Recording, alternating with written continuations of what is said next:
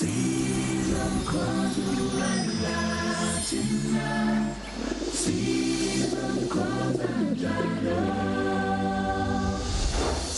Allahu Akbar, Allahu Akbar.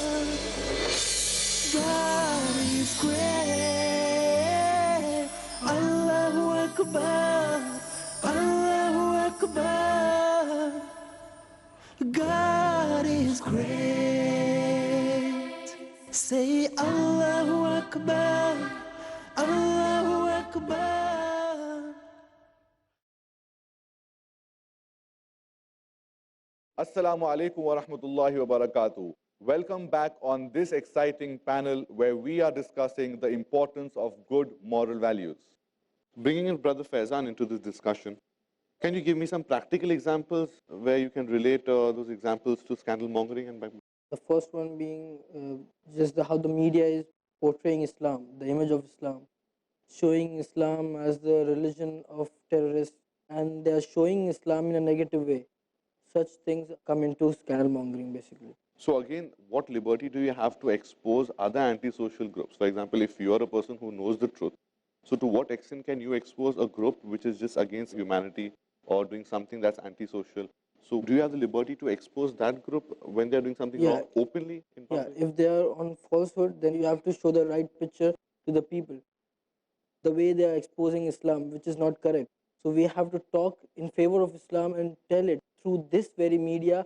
We have to show a clear picture, a better picture about Islam, and show them that this religion does not talk about this, but in fact it talks about peace.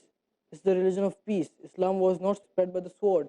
It was spread by those Muslims who actually practiced Islam, and because of that, we today have that Islam, the practices of the Sahaba, and the sacrifices they made for us.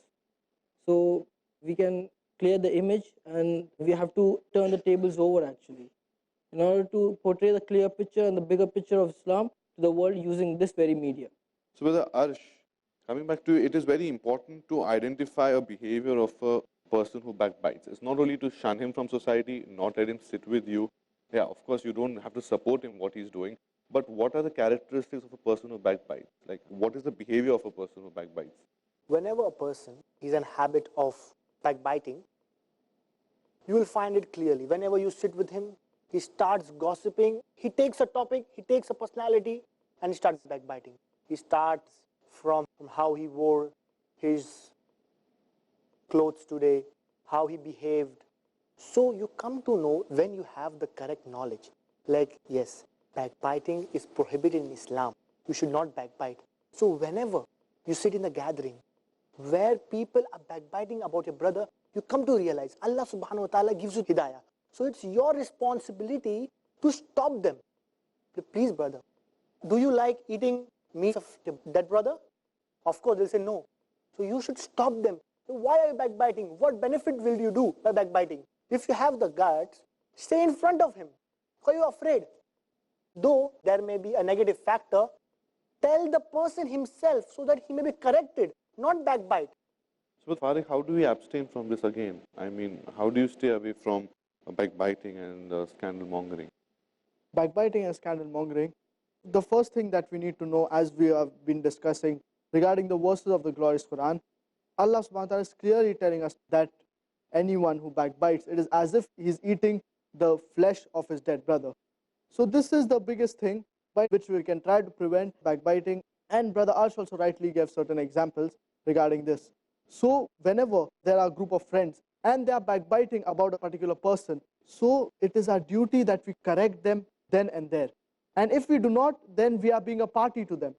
So we need to take care that whenever we are in a group among our friends or among our colleagues, that we do not land up in this. Because many a times we land up into backbiting without realizing what we are doing. So it's like on your mobile phones, the WhatsApp groups that you make and etc. And then you don't have anything to talk. So you start about your friend, you start about your colleague. So it's like it's better to keep a display picture. Okay, something about backbiting so no one even dares. Okay, I know this person is not going to play along with me. So it's better. It will cut off the evil, right? Yes, in fact, through the social media, there are many ways in which people do backbiting, whether it be through Facebook, whether it be to WhatsApp. Many people, they even backbite about a particular personality, that he said so, etc. In fact, only in certain cases it is permitted. For example, if a person is misleading the masses, so if someone asks you what is your opinion about this person, so there you can tell him only to the extent that person is misleading the masses, so that people don't get misled even further. So in this case it is permitted. But normally what we find, people, they don't have anything to discuss, so they talk about their friend, you know, my friend, he did so and so, etc. So this is completely prohibited in Islam. And there is a hadith of Prophet sallallahu alaihi wasallam that whoever guards the honor of a Muslim brother in his absence, Allah subhanahu wa ta'ala will guard his honor on the day of judgment. So we should keep in mind that whenever, though he may be a best friend, if he's backbiting about a third friend, stop him. Remember that if I guard my brother's honor, Allah subhanahu wa ta'ala will guard my honor on the day of judgment. So we should be very mindful. Now, we've discussed about various issues from lying, spying, backbiting, scandal mongering. But this is one thing which I feel is nowadays eating up society. The thing about Riya, the discussion about Riya. Now, it's everywhere. Now, this program is a message from the youth to the youth. And this is commonly seen. Riya is just like now in this time of social media, etc. Before even you're doing something, okay, you're going to the mall, you're purchasing a watch for yourself, even before you have paid the bill, it's already on Facebook. Check in, Rolex showroom, bought a watch. So all this contributes into the fact that showing off, okay. So, Brother Arsh, I would like to ask you this question, that what is show off exactly? What comes into the category of show off? And in the light of the Quran and Hadith, you can tell me to what extent can a person let the society know about his blessing, etc. So what comes into show off? Show off means that whenever you boast about the things Allah subhanahu wa ta'ala has blessed you with. For example, you have a good voice, you look good, you're handsome. So if you're boasting, if you're proud about yourself, that's show off. For example, as you rightly said, we go into the mall, and when we buy an expensive gift or anything, while walking, we move the bag around just to show the people, yeah, I bought from Zara, I bought from Apple, just to show off. Even that little thing is also show off. And it leads to pride. We should stay away from it. So, Brother Arsh, how does one show off? And like, how can one refrain from it? Like, how do you get it inside that? I mean, it's human nature. It's kind of a human nature. When you are blessed with something extraordinary, so that comes into yourself that, okay, I'm blessed with something extraordinary. So how do you stay away from it? First, you should remember that the ni'mah you have is not because of you. It's because of Allah subhanahu wa ta'ala. When Allah gives you money, it's not because of your effort, it's because Allah is the one who chose you to get this money. It's not your property, it's the property of Allah subhanahu wa ta'ala, which Allah has given you. So when a man has this in mind, that this watch, this shoes, these clothes are not mine, they're all the blessings of Allah subhanahu wa ta'ala. So I should be thankful to Allah subhanahu wa ta'ala and not boast. When a person does not think this way, he thinks that everything is mine. So we should ask Allah subhanahu wa ta'ala, because it is only Allah that can protect us from show off. So it's not a problem of wearing good clothes or buying expensive stuff. But you need to remember that everything is from Allah subhanahu wa ta'ala, and there can be any moment that He can take it from you. It's a blessing till the time you enjoy it. If you get into the things of show off, riya, etc., so this blessing may be easily taken away by Allah subhanahu wa ta'ala. Maybe after listening to your answer about show off, I would like to even get Brother Faisal into the discussion. Brother Faisal, do you have any input about show off, like what it is? How do we refrain from it? See, Brother Abid, the evil deeds and the evil characters and all which we have discussed until now, lying, backbiting, these acts are by themselves evil and bad. For example, if you are lying, you are not doing something good. If you are backbiting, it's bad in its nature. But show off is something, it is in good. It comes in a good action and it destroys that good deed of yours. Allah subhanahu wa ta'ala says in Surah Kahf, chapter number 18, verse number 106, قُلْ هَلْ أُنَبِّئُكُمْ بِالْأَخْسَرِينَ أَعْمَالًا الَّذِينَ ضَلَّ سَعْيُهُمْ فِي الْحَيَاةِ الدُّنْيَا وَهُمْ يَحْسَبُونَ أَنَّهُمْ يُحْسِنُونَ صُنْعًا. Shall I inform you of the greatest losers on the day of judgment? Allahu Akbar. Such a great ayah if we ponder over it. Shall I inform you of the greatest losers on the day of judgment? Those whose deeds have been lost in this worldly life, while they think they are doing good. Their work is good. For a good action, for your good amal, for your salah, for any good deed to be accepted, these are the two basic criteria should be there. One, it should be according to the sunnah of the Prophet sallallahu alaihi wasallam. If it is against the sunnah, it's bid'ah and your deed is gone wild. Another is you should have true intentions, you should have ikhlas in your amal. It should be only and only for the sake of Allah subhanahu wa ta'ala. If any of these fundamental pillars is missing, then your amal is a waste. You might be praying throughout your life, but you did it for show off.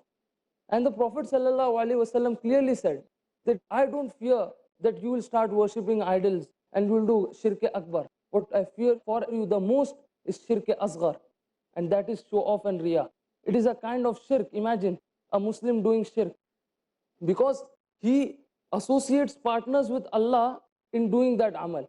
He is not doing for Allah, he is doing for someone else. So it is associating partners. And it is so difficult to identify riya. It is like a black ant on a pitch black dark night walking on a black stone. How difficult it is to identify that ant. Similarly, how riya can creep into your deeds, it is that difficult. We should always seek refuge of Allah from this deed, which can be a destroyer of all our good deeds. Inshallah, may Allah subhanahu wa ta'ala keep us away from this big sin. And the last topic for the day is jealousy. Another very serious killer of the peace of our heart and tranquility.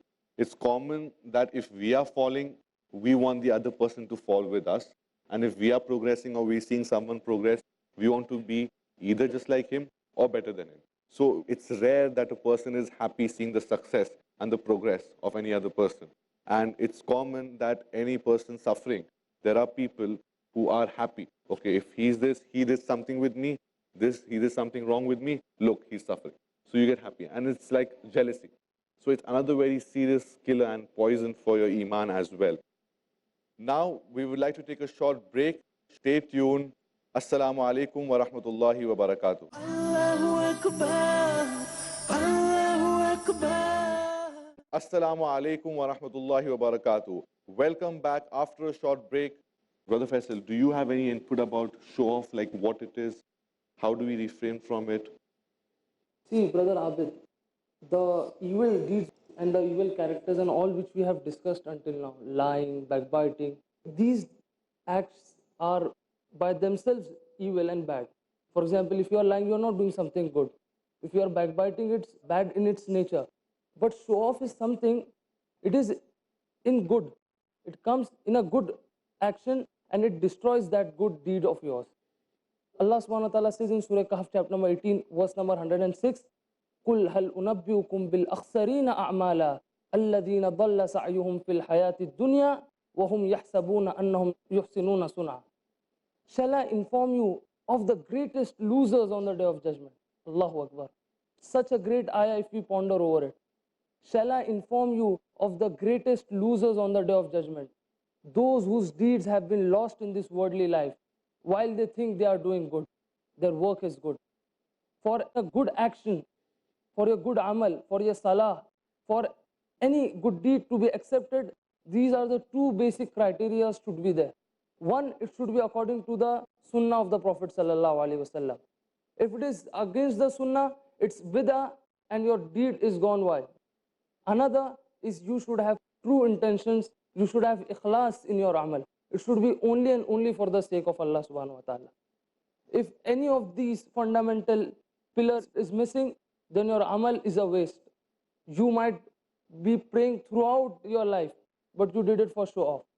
And the Prophet ﷺ clearly said that I don't fear that you will start worshipping idols and you will do shirk akbar. What I fear for you the most is shirk asghar, and that is show off and riya. It is a kind of shirk. Imagine a Muslim doing shirk because he associates partners with Allah in doing that amal. He is not doing for Allah, he is doing for someone else. So it is associating partners. And it is so difficult to identify riya. It is like a black ant on a pitch black dark night walking on a black stone. how difficult it is to identify that. And similarly, how Riya can creep into your deeds, it is that difficult. We should always seek refuge of Allah from this deed, which can be a destroyer of all our good deeds. Inshallah, may Allah subhanahu wa ta'ala keep us away from this big sin.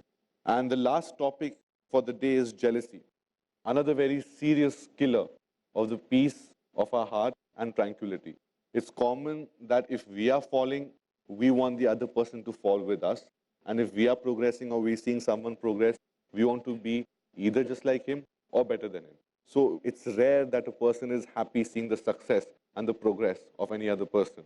And it's common that any person suffering, there are people who are happy. Okay, if he's this, he did something with me, he did something wrong with me, look, he's suffering. So you get happy. And it's like jealousy. So it's another very serious killer and poison for your iman as well.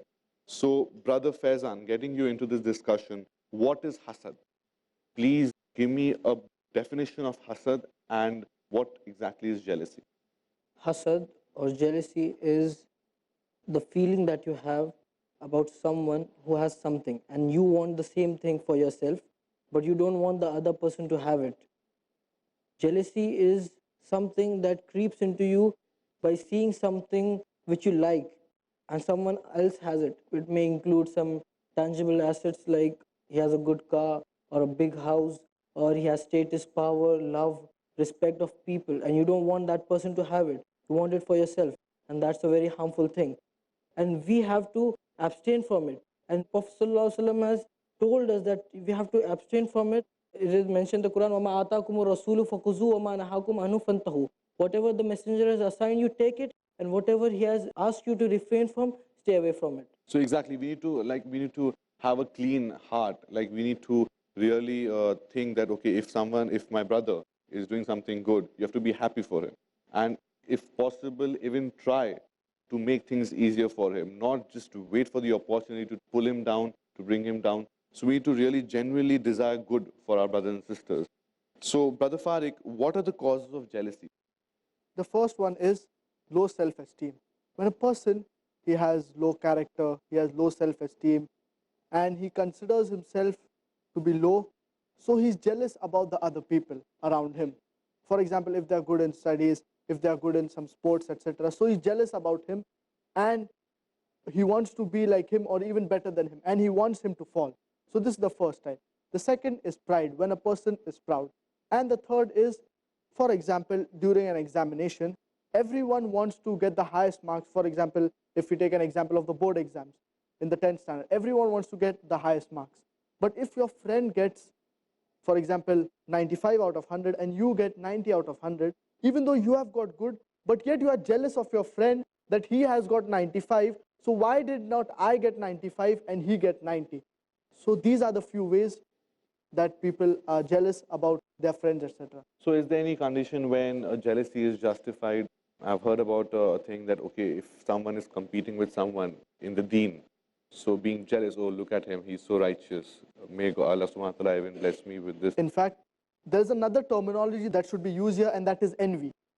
The difference between jealousy and envy is when a person is jealous about someone, he wants him to fall in that particular situation and he wants him to get into that place. For example, if a person has a car and if his friend does not have the car, so he wants to get that similar car or something like it and he wants his friend to lose it. This is jealousy.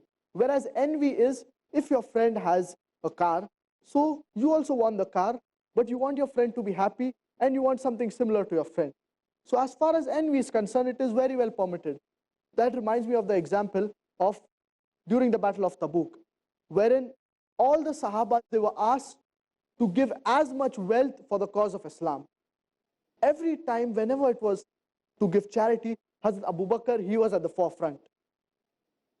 So this time Umar radiallahu anhu, he thought that this time, inshallah, I will beat Hazrat Abu Bakr radiallahu anhu when it comes to giving charity. So all the Sahaba, they gave all what they could to their capabilities. So Hazrat Umar's turn came. So the Prophet ﷺ asked him, what have you given for the cause of Allah? So he told, I have given half of my wealth.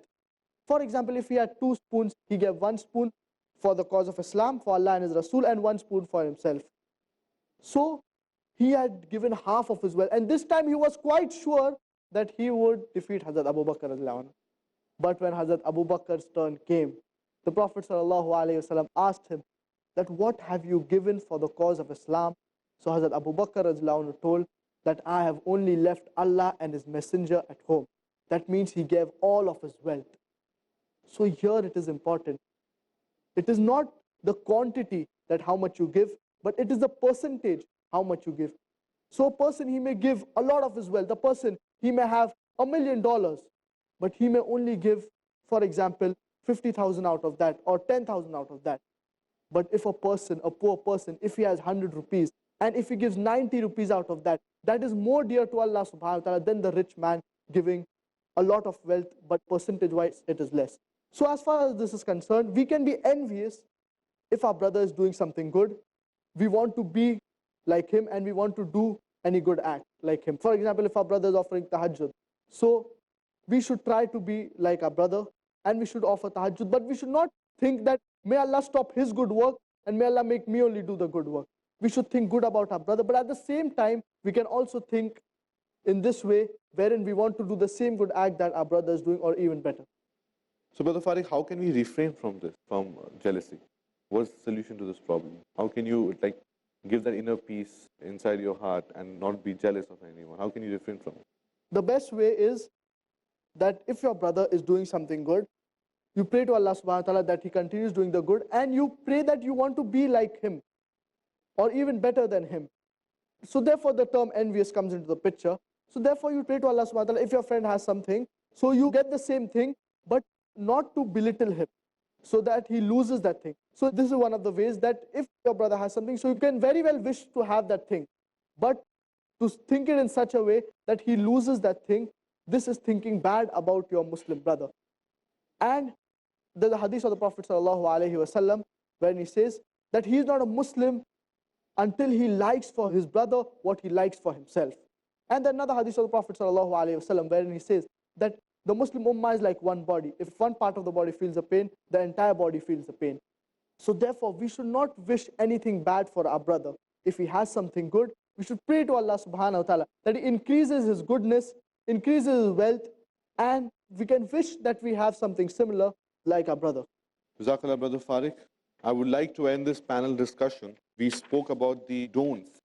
Throughout the complete panel discussion, we spoke about the don'ts. So the question arises that what do we do?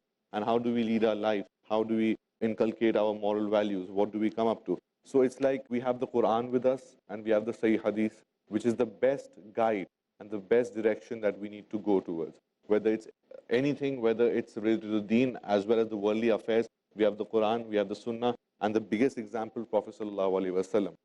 So I would like to end this discussion. I would like to thank all my panelists for sparing their precious time and efforts for the cause of Allah Subhanahu Wa Ta'ala. And I would like to pray to Allah Subhanahu Wa Ta'ala that may Allah Subhanahu Wa Ta'ala help us to inculcate the qualities of a set example, Prophet Muhammad Sallallahu Alaihi Wasallam, our role model. May Allah Subhanahu Wa Ta'ala help us inculcate all the qualities, all the good qualities that we have discussed in today's panel. And may Allah Subhanahu Wa Ta'ala also help us to refrain from all the evils of society and all the evils that were discussed in the panel. Wa akhiru da'wana alhamdulillahi rabbil alameen. Wassalamu alaikum wa rahmatullahi wa barakatuhu.